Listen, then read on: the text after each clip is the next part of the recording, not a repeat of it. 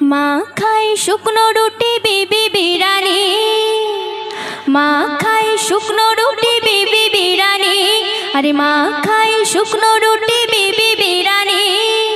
ছেলেরে তোর চোখে কি পড়েছে জানি, আর শোন বলি রে খোকা, আর শোন বলি রে খোকা, তোর দৌলতে লাগবে পোকা, আর শোন বলি রে খোকা, তোর দৌলতে লাগবে পোকা।